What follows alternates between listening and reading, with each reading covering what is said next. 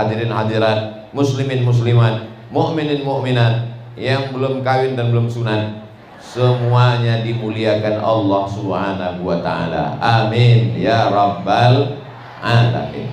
Ini kabupaten namanya Tapin.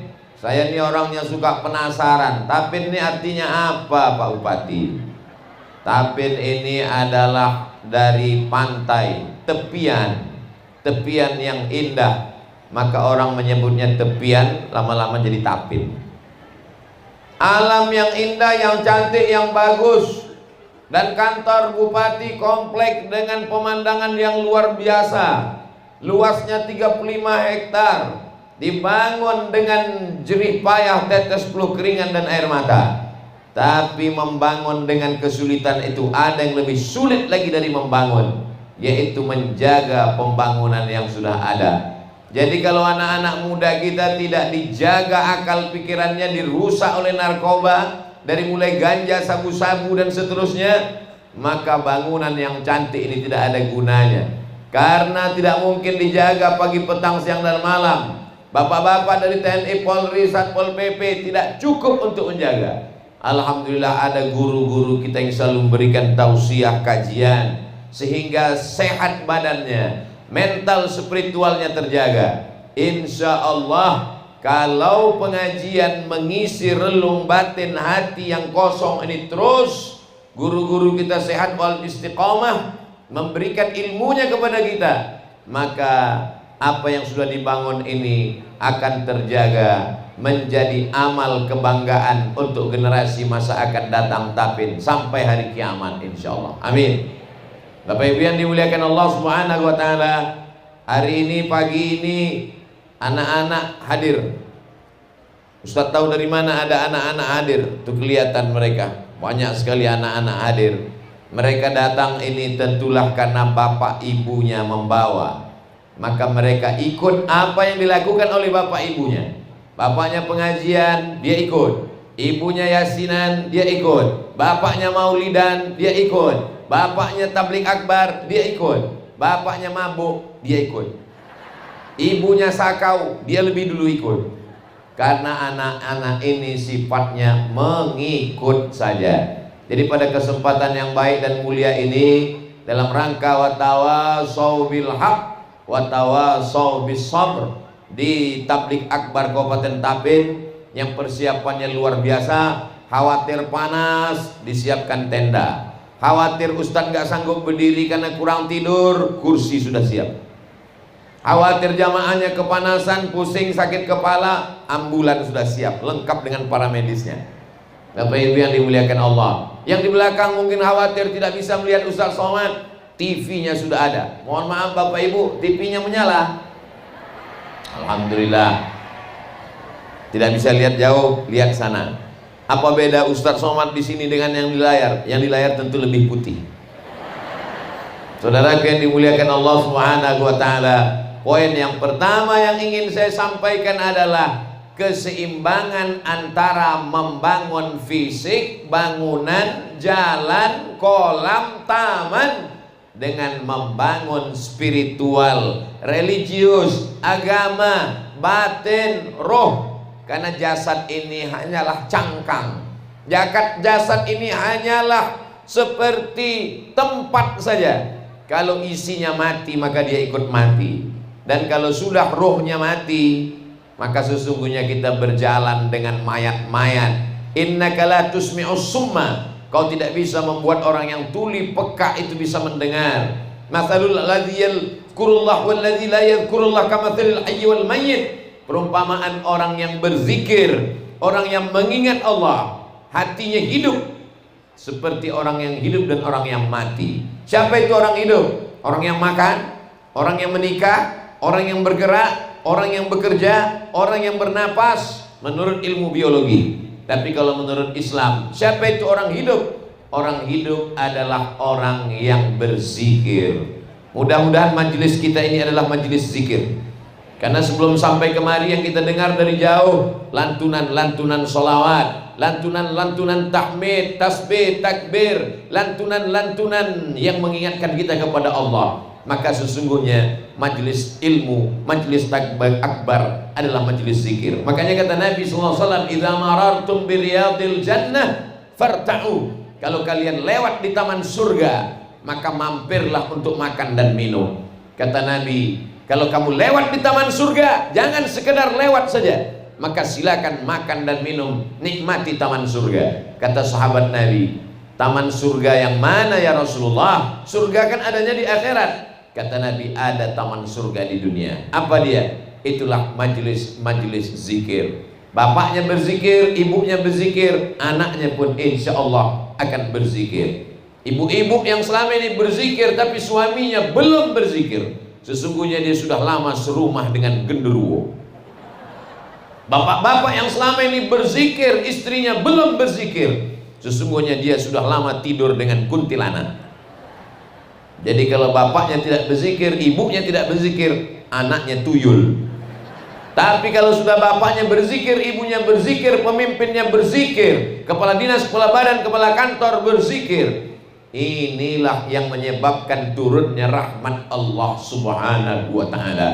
Maka hatinya tetap berzikir, telinganya mendengarkan tausiah, matanya melihat ustaz, tapi hatinya tak putus mengingat Allah Subhanahu wa ta'ala. Ustaz Somad ini guru kita, mereka adakan pengajian di Surau Langgar Musola, ada pengajian ibu-ibu, ada pengajian bapak-bapak, ada pengajian santri-santri. Ini yang hadir bukan cuma pegawai, masyarakat umum terbuka, santri-santri kita datangkan. Kalau semuanya berzikir saat bubar dari majelis ini, maka apa kata malaikat?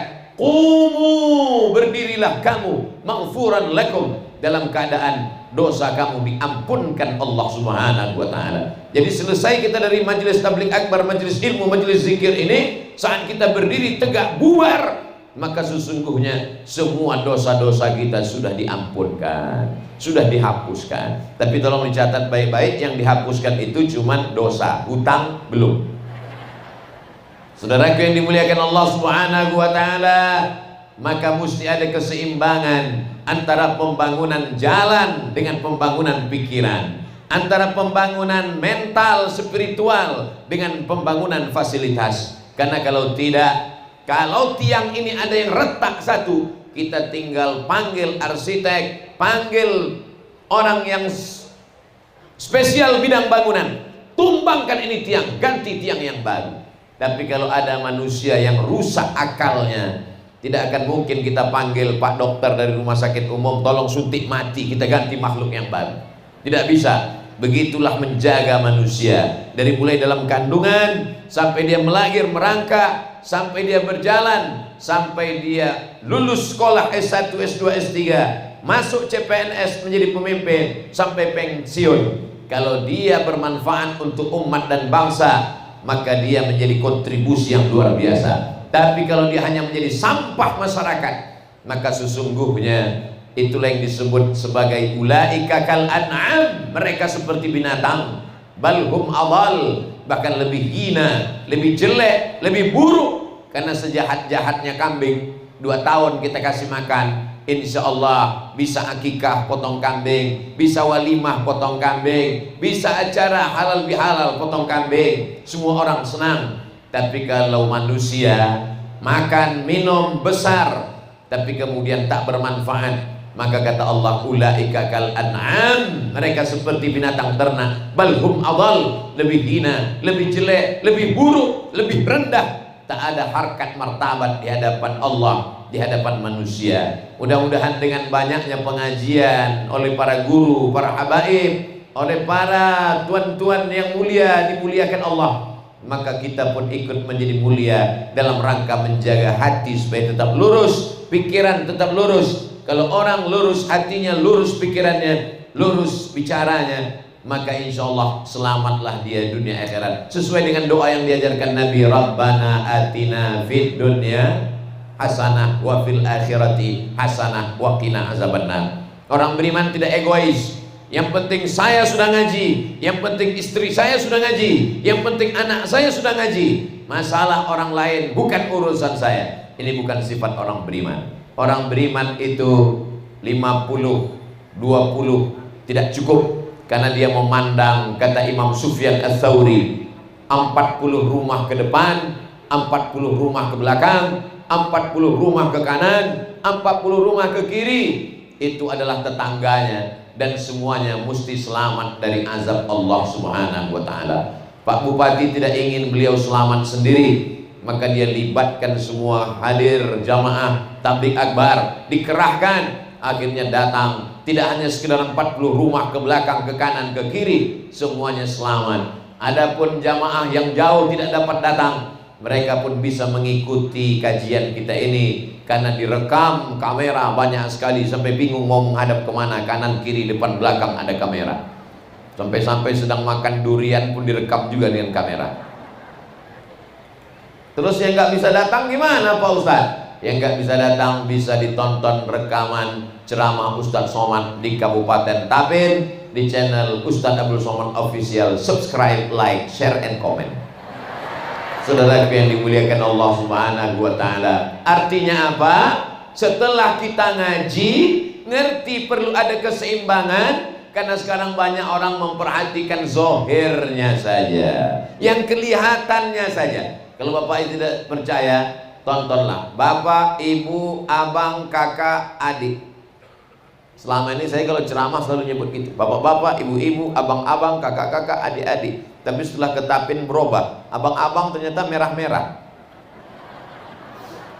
Bapak ibu yang dimuliakan Allah Subhanahu wa ta'ala, selama ini orang yang diperhatikan zohirnya saja. Cobalah bapak ibu tonton TV iklan hari Ahad libur nggak masuk kantor. Coba nonton TV dari jam 6 pagi sampai jam 6 sore sampai jam 10 malam. Semua iklan-iklan itu memperhatikan zohir. Dari mulai rambut, iklan ketombe, sampai telapak kaki, kaki retak-retak, pecah-pecah karena kurang cairan, oleskan pelembab. Sampai wajah, Anda ingin putih glowing, minumlah jus bengkoang.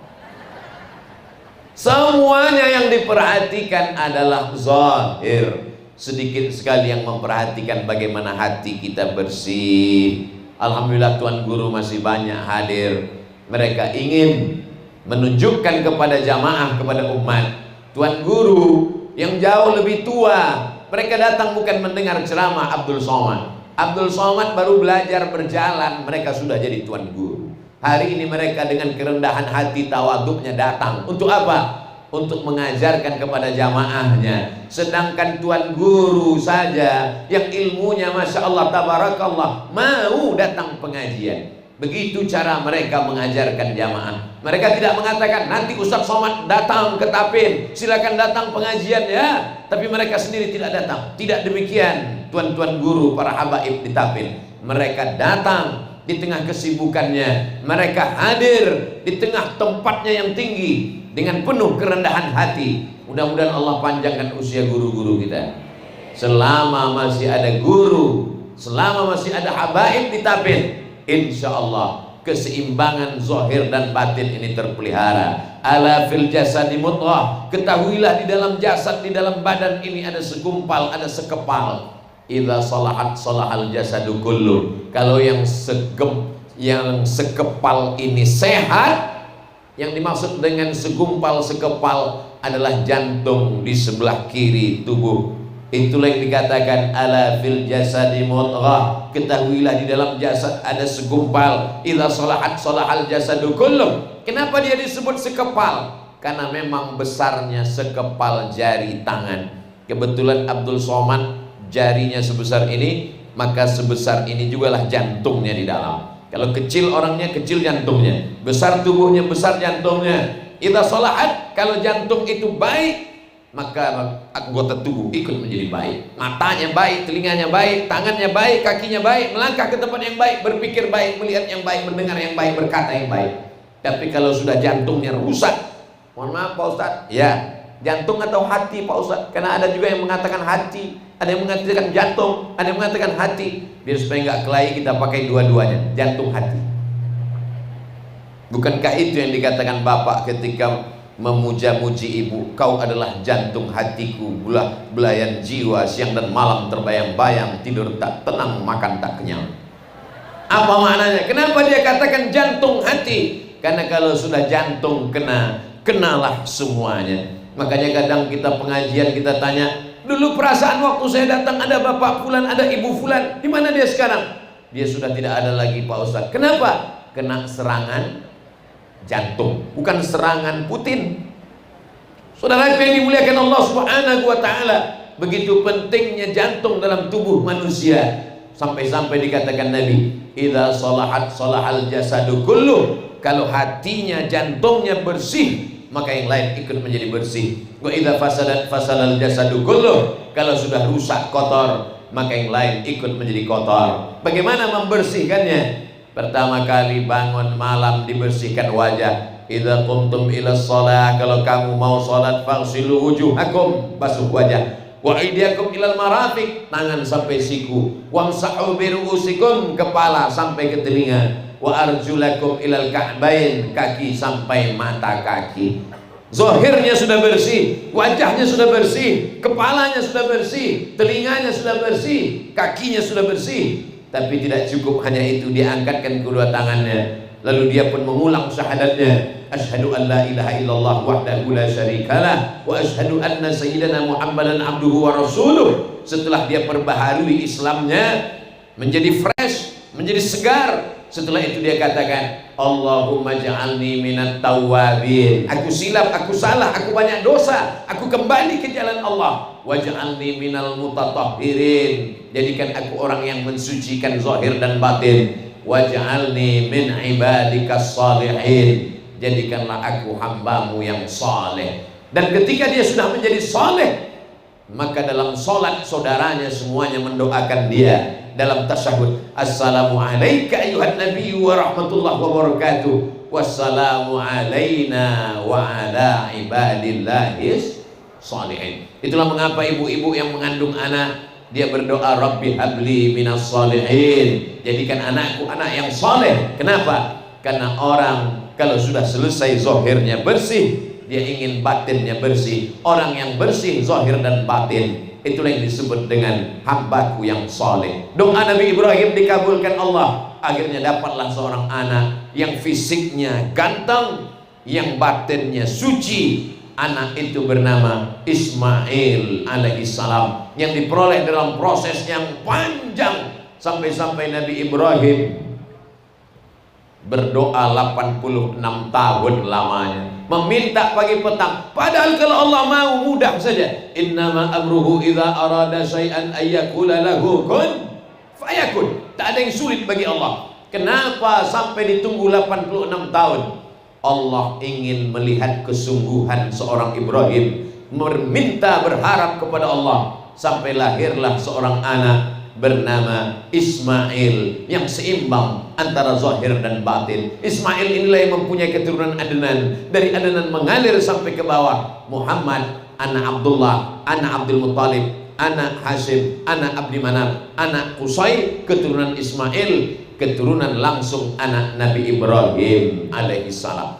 Oh, jadi Nabi Muhammad itu keturunan Nabi Ismail, keturunan Ibrahim, Pak Ustaz? Betul. Kalau kita ini keturunan Nabi juga? Betul, keturunan Nabi Adam. Siapa yang tidak mengaku keturunan Nabi Adam berarti keturunan monyet. Kata Charles Darwin, bukan kata saya. Jangan tersinggung. Kunci mendengar ceramah Ustaz Somad satu saja, jangan tersinggung. Karena beberapa jamaah yang dengar tersinggung pulang sakit jantung langsung meninggal. Saudara yang dimuliakan Allah Subhanahu wa taala, ketika kita melihat wajah kita di cermin, apa kata kita? Allahumma kama hassanta khalqi fahassin khuluqi. Sebagaimana sudah kau perbaiki bentuk fisik wajah tubuhku, maka perbaikilah batinku, perbaiki akhlak, perbaiki budi pekerti, perbaiki sopan santun, tata krama, memuliakan orang tua, menyantuni anak yatim, merasakan perasaan orang lain. Diasah rasa ini supaya lebih halus, halus dan halus. Untuk apa kita selama 1 bulan tidak makan, tidak minum, panas, terik, kering kerongkongan? Untuk apa kita? Itu tidak lain tidak bukan adalah untuk mengasah hati supaya pintar-pintar merasakan perasaan orang lain. Jadi jangan hanya melihat dari depan, tapi pandang juga dari belakang. Kalau bapak dari sana memandang kemari, itu kelihatannya orang dari bawah melihat ke atas. Oh, enaknya Ustadz Abdul Somad, dia berada di atas pentas yang berbunga-bunga, Masya Allah, tabarakallah. Tak kapan mereka menanam bunga ini. Karpetnya merah, di atas karpet ada karpet biru, bersama para ulama, bersama para pejabat. Bagaimana agaknya rasanya kalau di atas? Mudah saja, nanti setelah selesai acara naik ke atas, barulah kalian rasakan di atas. Gimana rasanya? Panas, tapi ada kipas angin di belakang. Saudara yang dimuliakan Allah Subhanahu wa Ta'ala, kita mesti pandai merasakan perasaan orang lain. Enak aja Ustaz Somad itu cuma ceramah. Saya ada masanya tidak berceramah. Kalau ada para guru habaib datang ke Pekanbaru Riau, saya datang diam-diam, pakai baju kaos panjang, pakai kacamata hitam, pakai jaket, pakai masker, pakai topi, mendengar dari jauh. Bagaimana rasanya mendengar ceramah? Ternyata berceramah dengan mendengar jauh lebih berat mendengar, ngantuknya luar biasa. Itu makanya kalau saya ceramah itu suara saya kuat-kuat. Kenapa kuat? Supaya yang tertidur supaya terjaga. Karena saya merasakan perasaan orang yang mendengar ceramah. Itulah mengapa kalau saya ceramah, saya kasih tahu, Abdul Somad ceramah tidak lebih dari 60 menit, sesuai yang tertulis di botol 600 ml. Kenapa? Karena banyak orang yang kalau dengar ceramah, dia menganggap kapan berakhirnya penderitaan ini. Tapi kalau dia dengar Ustaz Somad, dia tahu tadi dimulai pukul jam 9 lewat 20, 8.20, maka akan berakhir pada pukul 9.20. Dia bisa mengukur kapan mesti kepalanya turun dan kapan mesti naik kembali.